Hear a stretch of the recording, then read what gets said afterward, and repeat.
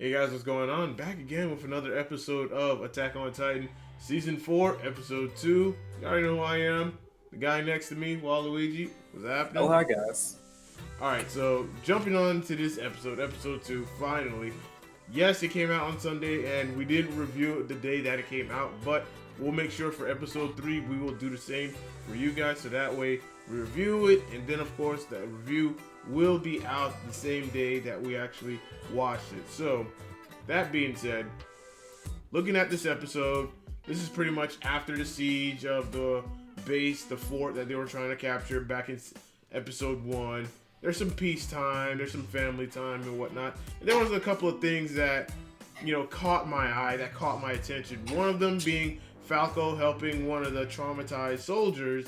And then you have this one soldier that has like bandages on his eyes and whatnot, but he didn't have the Eldian band on him, which was kind of odd.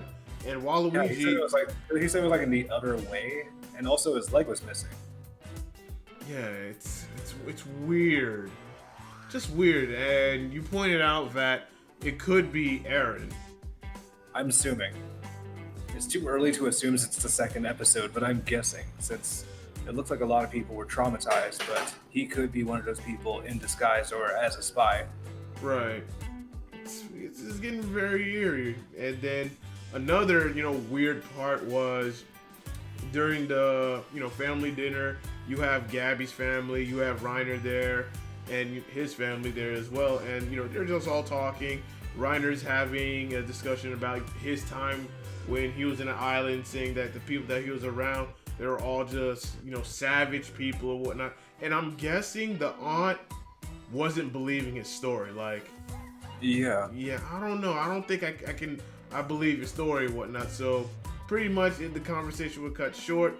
I'm thinking Gabby may have some suspicion in his story because it just seems odd to them that all the people that you were around with that entire time, all of them were bad and just savage people and whatnot. Especially when he developed a relationship with Eren and whatnot.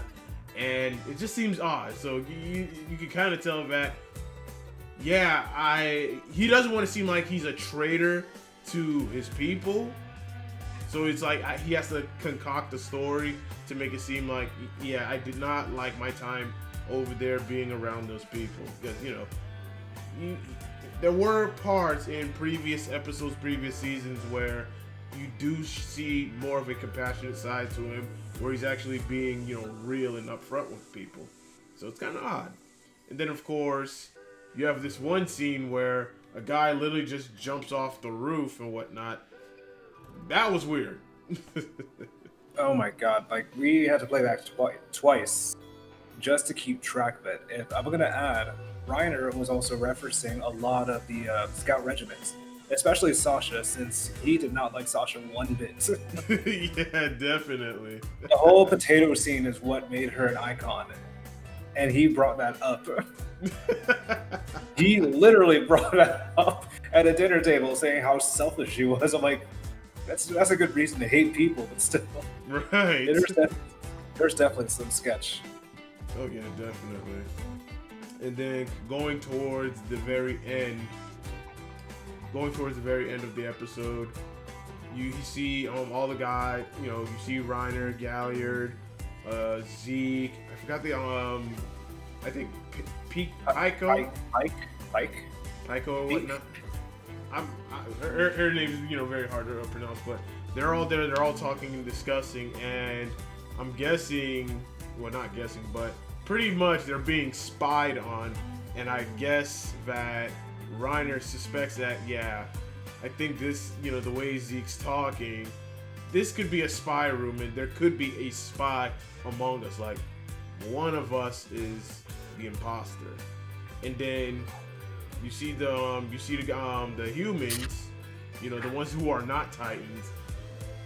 I'm guessing they're using Galliard to spy on them, so that way they can know what plans that they're going to use, so that way they can try to usurp them, pretty much, or foil their plans to the point where they come out on top.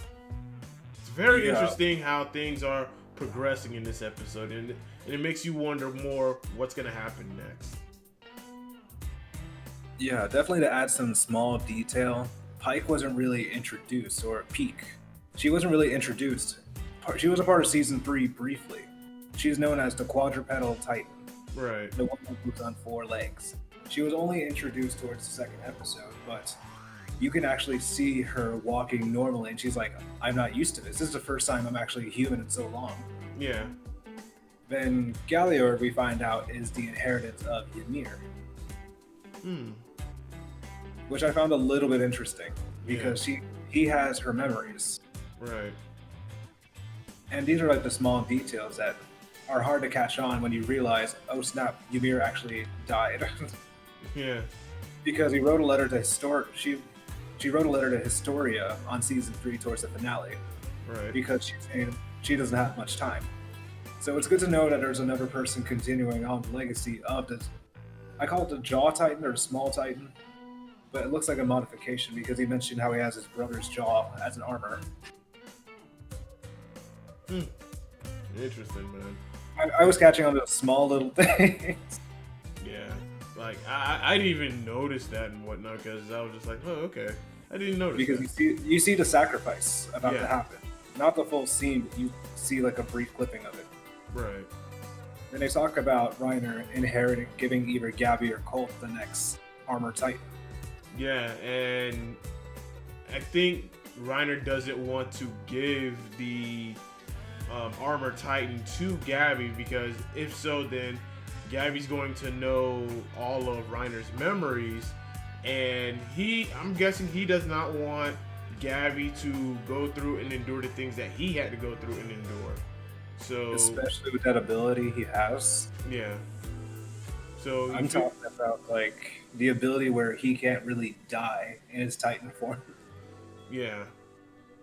So I'm guessing he wants to give it to Colt and see if Colt is strong enough, not just, physically, but mentally strong enough to be the one to be like, I want to inherit the armor titan.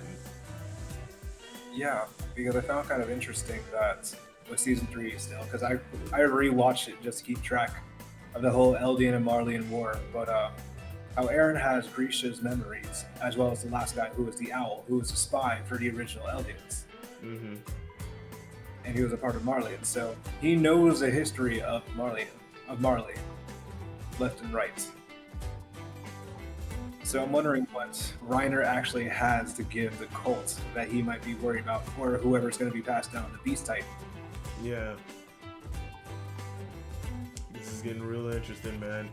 And we're going to have to wait till Sunday to see what episode 3 is going to have in store. And the plot thickens. I want to see Armin. I just want to see Armin as a Colossal. Same here, man. Same here. Well, guys, that concludes our review of episode 2 of season 4 of Attack on Titan. Let us know your thoughts in the comment section below. We would love to hear your thoughts. Share it with us. And yeah, Sunday we will have episode 3 up and running for you guys, so that way we can continue on this conversation. Anyway, guys, until next time, as always, this is the Silverback Senpai, and that's Waluigi signing off. We'll see you then.